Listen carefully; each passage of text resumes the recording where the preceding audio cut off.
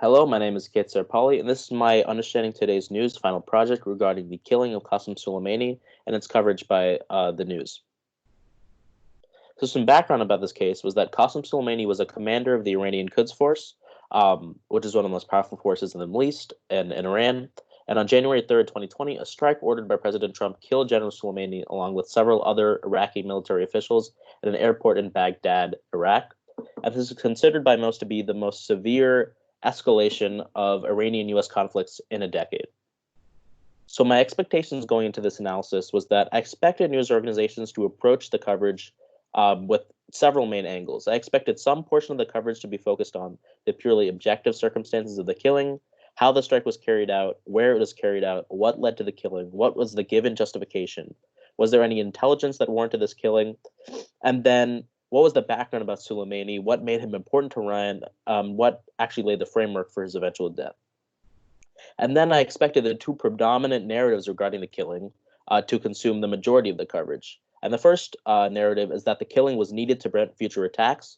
And this is a narrative and argument being pushed by the administration and those sympathetic to the administration. And the second argument I expected to be represented was are the consequences of this strike worth it? And I expected every organization to have a pretty similar perspective regarding Qasem Soleimani as an individual, but I expected a difference in how they approached the consequences of this killing, because I know Bush and Obama refused to carry out this attack over fear of escalation and retaliation. And I expected news organizations to focus on how this killing may bring us closer to war and whether Trump's choice is well reasoned. And I expected the coverage to be very focused on what was next in that time of uncertainty and whether America was looking down the barrel of a massive military conflict. So the four news organizations I chose to focus on was first the New York Times, as my print organization, CNN as my broadcast organization, and the Daily Wire and Vox as my two online organizations, because I thought they provided a wide breadth of political perspectives and that each would bring a unique angle to my analysis. So the New York Times coverage of the killing was a mostly balanced representation of the justification and concerns regarding the killing of General Soleimani. The dichotomy between the two arguments I specified earlier was evident from the beginning, from the headline. So the extra piece of the headline was that Soleimani was planning attacks on Americans across the region, leading to an airstrike in Baghdad, the Pentagon statement said, along with the final line, which is Iran's supreme leader called for vengeance. And the Times chose to include Pentagon's justification within the introduction, while ending the introduction with an ominous reference to the potential future consequences with the line, Iran's supreme leader called for vengeance. The imagery the New York Times chose to utilize accentuated the gravity and danger of this attack. The image of the burned out car, which was as a result of the missile, along with the crowd holding up Soleimani's image, were meant to stress the anger that may erupt from the Iranian people as a result of this attack, and that Soleimani was adored by his people, and that his killing could not come without consequences. While the language remained mostly objective, there were several pointed sections. When describing the response to Trump's choice, the article said that Trump had Republican support and that the critics of Trump's Iranian policy were opposed to this attack. But the Times provided a great more detail in the opposition argument, with very descriptive and advanced language. And you can see that in this piece here, where they say the critics of Iran's policy could strike a reckless, unilateral escalation that could have drastic and unforeseen consequences that could ripple violently throughout the Middle East. So they're clearly providing great deal more detail there. In terms of the voices represented, the article included quotes from the Pentagon, the Democratic Senator Chris Murphy, the Iranian Foreign Minister, President Trump, the Defense Secretary Mark Esper, and the Defense of Democracy's founder Mark Dubowitz. And these wide-ranging voices provided a comprehensive perspective on the concerns and justifications for the killing. However, the language placed around these quotes pushed an apprehensive narrative that suggested we should be fearful of the incoming response. This language went beyond an objective analysis of potential future outcomes and hoped to instill an extreme fear for the potential for war in the audience. So quotes like an intensity of dangerous proportions with regarding Iran's response and dire threats of revenge when referring to the Ayatollah's language. And overall, the tone of the Times coverage was dire. They made sure to highlight the justification for the killing, but decided to focus more heavily on the incoming danger as a result of this action. So CNN's coverage of the killing mapped very closely to the New York Times coverage. The headline that CNN chose to use provided a very objective recanting of the incident.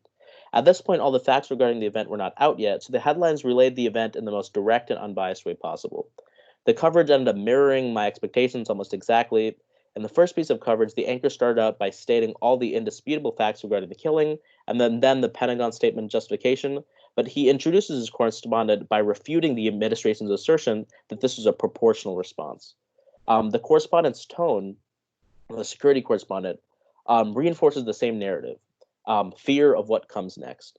The national security correspondent does concede that Soleimani is an undoubtedly evil man and a terrorist leader, but he also stresses that the importance Soleimani has to the Iranian people.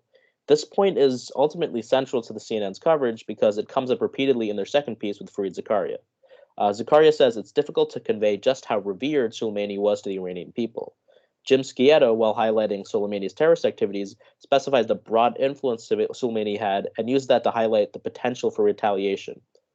And while correspondent Arwa Daman says that we're in uncharted territories regarding this killing.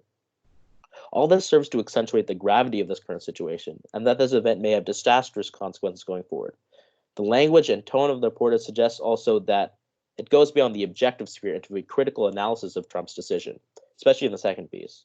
With Washington Post columnist Max Boot, who was called in, speaking about how this highlights Trump's contradictory foreign policies. And on the whole, it takes a suspicious tone to Trump's role in the decision, implying that he may not understand the magnitude of his decision. The main voice represented is those critical of Trump's foreign policy and those opposed to rash conflicts in the Middle East.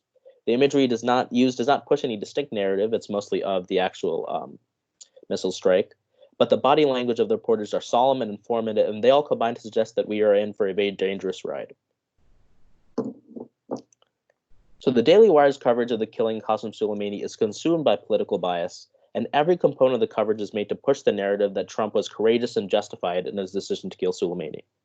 The Daily Wire is distinct from other organizations I covered in that it makes no claim of objectivity. Instead, they pride themselves on being a distinctly conservative news organization. The headlines are the first example of the layered bias within every element of both articles.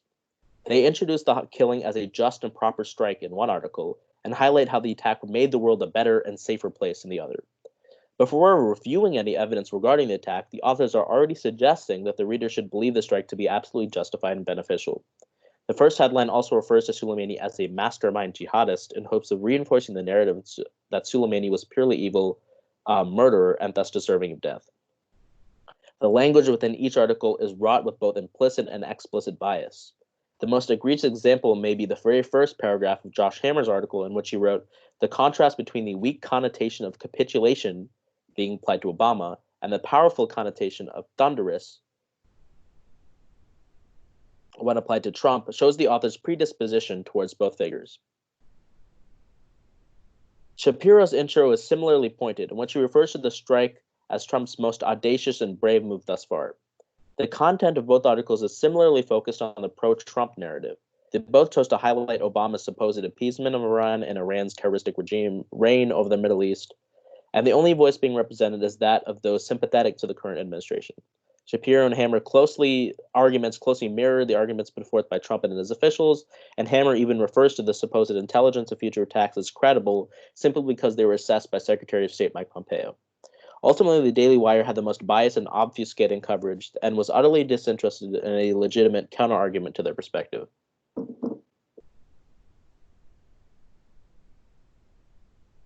So the final organization I looked at was Vox, and I thought Vox's coverage is ultimately the most detailed and informative out of the four organizations. The headlines previewed the tone and perspective of both articles. Both headlines were objective recantings of the event and suggested the following article will be centered around useful information. In terms of content, the Vox articles mirrored the New York Times and CNN coverage. And the first article, Vox included quotes from Secretary of State Pompeo and the Iranian president and the Ayatollah. Vox's first article is absent of any real pointed language. Rather, they chose to represent the event succinctly and clearly by laying out the facts that we know and the facts that we don't. That's how they structured the article. The article specifies the escalation leading up to the event to provide for further context. It makes no real claim about the legitimacy of the Pentagon's justification of the attack. Rather, they focus in on filling the potential gaps in the knowledge of the reader. The second article contains some potentially pointed imagery, showing an image of a group of women and their children holding up a picture of Soleimani during a demonstration following the strike. The second article is an interview with a Middle East policy expert, Suzanne Maloney. The interview's tone is once again primarily informative. There's some potentially biased language within the questioning, such as questioning the legitimacy of the military objective, but all that could be expected if a different president had a military decision of such magnitude. Once again, Vox doesn't push forth any specific narrative. The questions asked by the interviewer are meant to help provide useful information to the reader. Vox's coverage was distinct in that the main voice being represented was that of the people. Vox writer Dylan Scott even mentioned that this event came out of left field for most Americans. This perspective greatly enriched the reporting, and that was absent in the coverage of every other news organization. Ultimately, Vox's commitment to seeing the story as someone from the outside looking in allowed for the coverage to be the most unbiased and yet informative out of the four. So in conclusion, my expectations for the coverage ended up accurately reflecting the actual coverage. There was a mix of objective and subjective perspectives from nearly all the organizations. The Times and CNN chose to focus on the gravity of the situation, and although they made no explicit claim about the attack, their implication was that the U.S.'s decision may have been hasty and rash. The Daily Wire explicitly stated that they believed the strike was justified, and they seemed more interested in bolstering the president's reputation than in providing a cogent argument. And Vox had the most reader-focused reporting and thus informative tone, and it made their whole approach to reporting both engaging and useful. Thanks everybody for watching, and post any questions in my replies.